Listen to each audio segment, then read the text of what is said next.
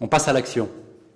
On arrête de dire il faut, on arrête d'empiler des rapports sur les étagères et on s'y met. On s'y met tous et on s'y met ensemble. Il n'y en a pas un qui est meilleur que l'autre, et c'est le principe de base d'agro. Il n'y en a pas un qui est plus gros, qui est plus petit, qui fera mieux. Il y a du végétal possible, il y a un solutionnement par le génie végétal et on l'assemble. En tant que président de l'Association française d'agroforesterie, j'ai la tristesse de vous annoncer que l'agroforesterie ne sauvera pas le monde. Ça sera difficile aussi de faire des techniques culturales sans arbres. Par contre, l'assemblage des deux, qu'on les plante ou qu'on les laisse pousser, ces arbres et ces couverts, peut-être que l'assemblage des deux nous paraît pertinent et performant. Il est bien évident et qu'on est en train de renforcer l'angle et l'axe de ce travail avec le monde de l'agriculture biologique. Ce travail est pour tout le monde et on sait très bien qu'aujourd'hui, chacun a des bouts de solutions. Le programme agro, il vous appartient, clairement. Il y a un certain nombre de partenaires qui sont affichés. Il faut savoir que c'est un programme sur lequel on travaille avec Laurent Verdier depuis un certain temps. On a commencé à l'imaginer en mai ou juin 2012 pour prendre des contacts, des relais, des informations. Il vous appartient parce qu'aujourd'hui il existe, il est lancé et c'est à vous de prendre la balle au bond. On a souhaité que ce programme, une fois n'est pas coutume, soit majoritairement piloté par des agriculteurs. Ça nous paraissait absolument vital.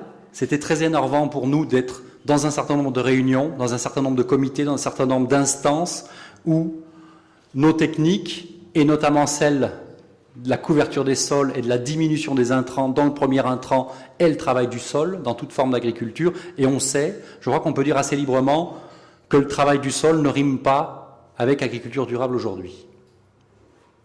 Et qu'un minimum d'arbres et qu'un minimum de maillage d'arbres sur le territoire est aussi vital pour que l'écosystème fonctionne.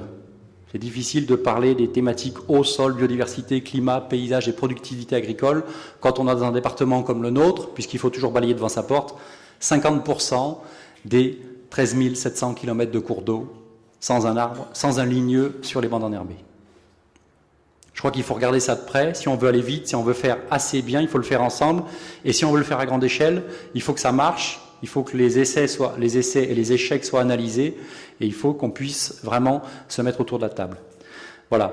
Donc, en gros, c'est ça. Je suis très heureux je vais faire une petite parenthèse, très heureux d'accueillir Sylvain Houlier qui vient de rentrer au conseil d'administration de l'Association française parce qu'il est employé communal et travaille sur les techniques de l'agroforesterie, de l'EAE, du BRF en tant qu'employé communal. J'en vois beaucoup qui mettent du Roundup au pied des rosiers et qui passent la tondeuse toute la journée. Je suis un peu cru, mais on ne se refait pas.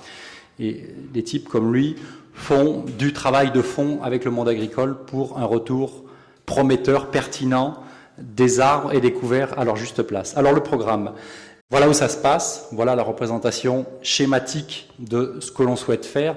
Il est bien évident, en tout cas pour la part des ligneux, qu'on n'aura ni le temps, ni les moyens, ni les capacités de planter tous les arbres dont on a besoin, et on est capable aujourd'hui de faire rimer biomasse et biodiversité avec la régénération naturelle, et on y reviendra un peu plus tard.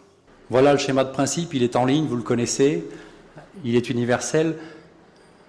Je me permets de rappeler que depuis qu'il pleut, même s'il ne pleut plus depuis un certain temps, on a quand même franchi, je crois, et dépassé tous les records en termes de pluviométrie dans ce premier semestre. J'ose pas imaginer, et vous le savez bien, nous n'osons pas imaginer combien de centaines de milliers de mètres cubes de terre sont partis sur ces événements pluvieux du printemps. C'est inimaginable, c'est proprement incalculable. C'est le patrimoine, c'est le sol, c'est la richesse, c'est la matière organique qui sont encore partis. Si ce programme est, me semble-t-il, somme toute, je crois que c'est pas tous les jours qu'on monte des programmes de cette ampleur-là, à cette échelle-là. L'idée, c'est d'être capable d'être dans toutes les agricultures, de ne pas les opposer, dans toutes, sur tous les types de sols. Parce qu'évidemment, ce qu'on va proposer, il y a des grands principes, mais c'est certainement pas des recettes, et ces recettes, on les reproduit pas comme ça en claquant dans les doigts. Donc, si je suis sur tel type de culture, avec tel type d'assolement, dans telles conditions, tel type de gestion, etc., il faut que je trouve le pendant d'une personne qui n'est pas trop loin, qui a déjà essuyé les plâtres, si je puis dire, de ça, pour qu'on puisse vraiment le transférer. C'est un petit peu l'attente. Et puis après, bien évidemment, ce travail de fond qui est entamé, démarré depuis un certain temps, au-delà des plaquettes, au-delà des sites internet, ça se passe en coin de champ, ça se passe en discussion. On le voit à l'assistance aujourd'hui, on le voit aussi à chaque fois qu'on fait des réunions techniques et qu'on mixte ces techniques végétales, il y a de plus en plus de monde. Donc aujourd'hui, cette information qui était un petit peu perdue, on va la structurer, on va la mettre en scène, on va la faire vivre. On voit énormément, et vous le savez, des écoles d'ingénieurs, des lycées agricoles, des groupes d'agriculteurs qui vont dans le réseau de ces agriculteurs-là chercher de l'information. Mais le problème, c'est que cette information, elle est complètement décousue. La formule, elle est simple. Si vous, agriculteurs, vous passez une demi-journée avec un groupe qui vient voir ce que vous faites parce que vous avez avancé sur une technique bien précise, il faut qu'on soit en mesure d'indemniser, et c'est le but de ce projet, je le fais très terre à terre, mais le jour où vous rentrez du bois ou charriez de la paille ou vous faites je ne sais quoi, il faut que vous ayez les moyens d'embaucher quelqu'un qui va compenser la demi-journée que vous avez perdue pour vous aider à faire ces travaux-là. Je crois que ça c'est clair et net, et c'est absolument vital pour que le programme démarre et vive. On ne peut pas épuiser, solliciter. Vous êtes nombreux dans la salle à être sollicités en permanence. Si ça doit continuer, il faut qu'on y mette des règles de conduite au sens large. Finir évidemment d'expérimenter, puisque, et Conrad y reviendra, on a des indications, on a des indicateurs, on a des résultats. Encore faut-il qu'on soit capable de les contre-vérifier, de les démultiplier pour être capable là aussi de les diffuser à plus grande échelle, et c'est évidemment un des axes majeurs de ce programme.